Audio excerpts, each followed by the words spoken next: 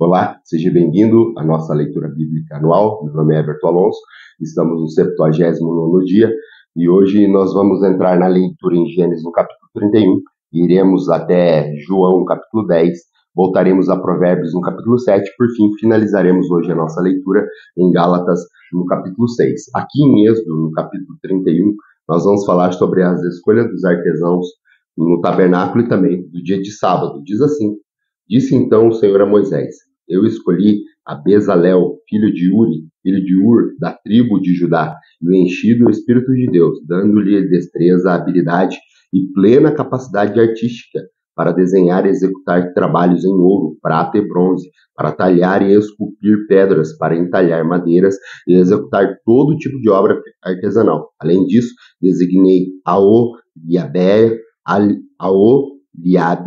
filho de Aizamaque, da tribo de Dan, para auxiliá-lo. Também capacitei todos os artesãos para que executem tudo que eu lhe ordenei: a tenda do encontro, a arca da aliança e a tampa que está sobre ela, e todos os outros utensílios da tenda, a mesa com seus utensílios, o candelabro de ouro puro e seus utensílios, o altar do incenso, o altar do holocausto com seus utensílios, a bacia com sua base, as vestes litúrgicas, tanto as vestes sagradas para Arão, o sacerdote, como as vestes para seus filhos que serviram como sacerdote, e os óleos para a unção e os incensos aromáticos para o lugar santo. Tudo deve ser feito exatamente como eu lhe ordenei. Disse ainda o Senhor a Moisés: Diga aos israelitas que guardem os meus sábados, isso será como um sinal entre mim e vocês, geração após geração, a fim de que saibam que eu sou o Senhor e o santifico.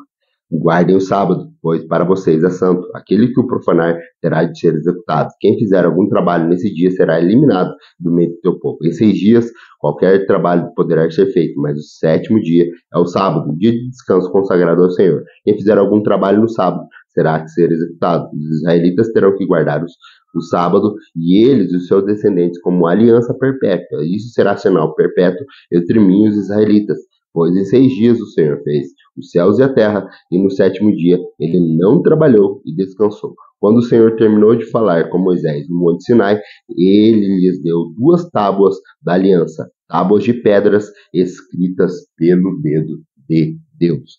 Vamos agora ao Novo Testamento, lá em João, no capítulo 10, onde nós vamos entrar aqui o Senhor Jesus, ele falando sobre o pastor e o rebanho.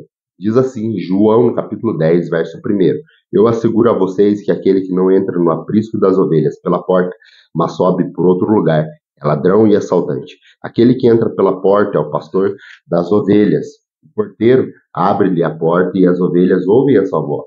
Ele chama as suas ovelhas pelo nome e as leva para fora. Depois de conduzir para fora todas as suas ovelhas, vai adiante delas, e os que estão, elas o seguem, porque conhecem a sua voz. Mas nunca seguirão um estranho, na verdade fugirão dele, porque não conhecem a voz de estranho. Jesus usou essa comparação, mas eles não compreenderam o que ele estava falando. Então Jesus afirmou de novo: Digo a verdade, eu sou a porta das ovelhas, e todos os que vierem antes de mim eram ladrões e assaltantes, mas as ovelhas não os ouviram. Eu sou a porta, e quem entra por mim será salvo. Entrará e sairá e encontrará pastagem. O ladrão vem antes para roubar, matar e destruir, mas eu vim para que tenham vida e a tenham em abundância. Eu sou o bom pastor, e o bom pastor dá a vida pelas suas ovelhas. O assalariado não é o pastor a quem a ovelha pertence. Assim, quando vem um lobo, abandona as ovelhas e foge. Então o lobo ataca o rebanho e o dispersa. Ele foge porque é assalariado e não se importa com as ovelhas. Eu sou o bom pastor e conheço as minhas ovelhas, e elas me conhecem. Assim como o Pai me conhece, eu conheço o Pai, e dou a minha vida pelas ovelhas. Tenho outras ovelhas que não são desse aprisco. É necessário que eu as conduza também. Elas ouvirão a minha voz, e haverá um só rebanho e um só pastor. Por isso é que meu Pai me ama, porque eu dou a vida para que retomá-las. Ninguém a tira de mim, mas eu a dou por conta da minha espontânea vontade. Tenho autoridade para dá-la e retomá-la. É esta a ordem recebida do Pai. Diante dessas palavras, os judeus ficaram outra vez divididos. Muitos deles diziam: Ele está endemoniado e enlouqueceu, por que ouvi-lo? Mas outros diziam: Essas palavras não são de um endemoniado. Pode um demônio abrir os olhos de cegos? Celebrava a festa da dedicação em Jerusalém, era inverno e Jesus estava no templo, caminhando pelo pórtico de Salomão. Os judeus reuniram-se ao redor dele e perguntaram: Até quando nos deixará em suspense? Se você é o Cristo, diga-nos abertamente. Jesus respondeu: Eu já disse, mas vocês não creram. A obra que eu realizo em nome de meu Pai falam por mim, mas vocês não creram, porque não são as minhas ovelhas. As minhas ovelhas ouvem a minha voz e eu as conheço, e elas me seguem. E eles lhe dou a vida eterna. Eu lhe dou a vida eterna, e elas jamais perecerão. Ninguém as poderá arrancá-las da minha mão. Meu Pai, que as deu a mim, é maior do que todos. Ninguém as pode arrancar da minha mão de meu Pai. Eu e o meu Pai somos um. Novamente os judeus pegaram pedras para apedrejá-lo, mas Jesus lhe disse: Eu mostrei minhas boas obras da parte do Pai. Por qual delas vocês querem me apedrejar? Responderam os judeus: Não vamos apedrejá-lo por nenhuma boa obra, mas pela blasfêmia, porque você é um simples homem e se apresenta como Deus. Jesus lhe respondeu: Não está escrito na lei de vocês? Eu disse: Vocês são Deus? Se ele chamou deuses aqueles a quem veio a palavra de Deus, abre parênteses, e a escritura não pode ser anulada, fecha parênteses, que diz, que dizer a respeito daquele a quem o Pai santificou e enviou ao mundo? Então, por que vocês acusam-me de blasfêmia? Porque eu disse, sou filho de Deus? Se eu não realizo as obras do meu Pai, não creiam em mim, mas se eu as realizo, mesmo que não creiam em mim, creiam nas obras, para que possam saber e entender que o Pai está em mim e eu no Pai. Outras vezes tentaram prendê-lo, mas ele se livrou da mão deles. Então Jesus atravessou novamente o Jordão e foi para um lugar onde João batizava nos primeiros dias de seu ministério. E ali ficou. E muita gente foi até onde ele estava e dizendo: embora João nunca tenha realizado um sinal milagroso, tudo o que ele disse a respeito deste homem era verdade. E ali muitos creram em Jesus.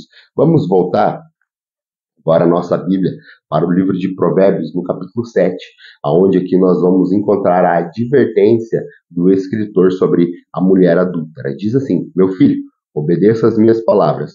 Provérbios 7:1. Meu filho, obedeça as minhas palavras, e no íntimo guarde os meus mandamentos. Obedeça os meus mandamentos e você terá vida.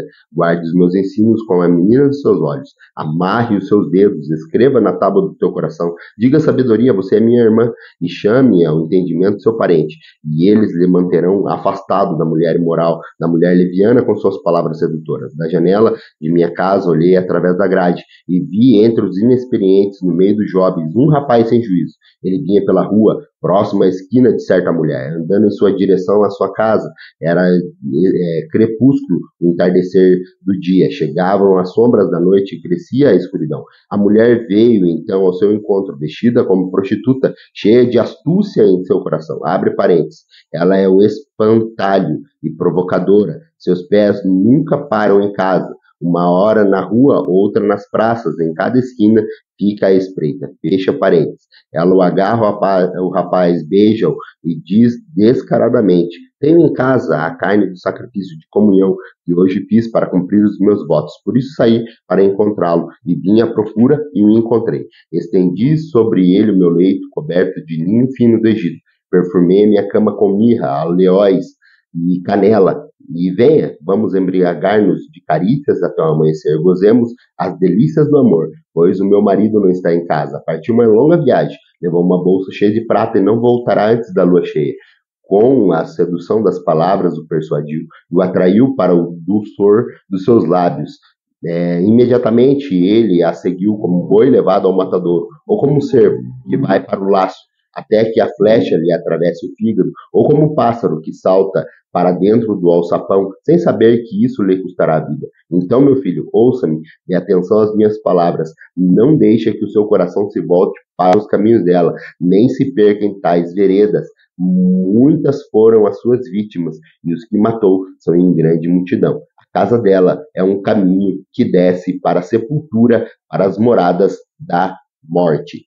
Vamos agora à nossa última leitura de hoje e também a nossa última leitura do livro de Gálatas. É um prazer ter a tua companhia e estamos finalizando mais um livro das Sagradas Escrituras no Novo Testamento.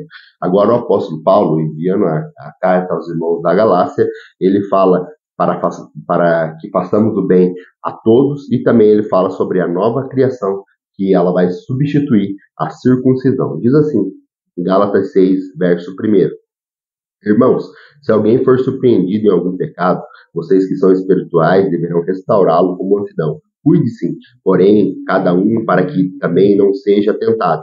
Levem os fardos pesados uns dos outros e assim cumpram a lei de Cristo. Se alguém se considera alguma coisa, não sendo nada, engana-se a si mesmo. Cada um examine seus próprios atos e então pode orgulhar-se de si mesmo, sem se comparar com ninguém, pois cada um deverá levar a sua própria carga, o que está sendo instruído na palavra. Partilhe todas as coisas boas com aquele que o instrui. Não se deixe enganar, de Deus não se zomba, pois o que o homem semear, isso também colherá. Quem semeia para a sua carne, da carne colherá a destruição, mas quem semeia para o Espírito, do Espírito colherá a vida eterna. E não nos cansemos de fazer o bem, pois no tempo próprio colheremos, se não desanimarmos.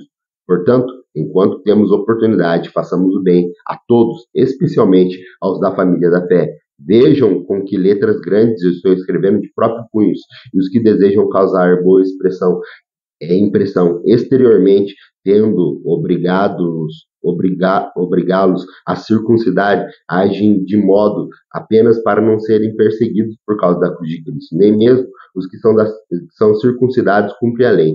Querem, no entanto, que vocês sejam circuncidados, a fim de se gloriar-se no corpo de vocês. Quanto a mim, que eu jamais me glorie, a não ser na cruz do nosso Senhor Jesus Cristo, pelo qual o mundo foi crucificado para mim e eu para o mundo. De nada vale circuncidado ou não, o que importa é ser nova criação. Paz e misericórdia estejam sobre todos os que andam conforme essa regra e também sobre a Israel de Deus. Sem mais, que ninguém me perturbe, pois trago em meu corpo as marcas de Jesus. Irmãos, que a graça de nosso Senhor Jesus Cristo seja com o espírito de vocês. Amém.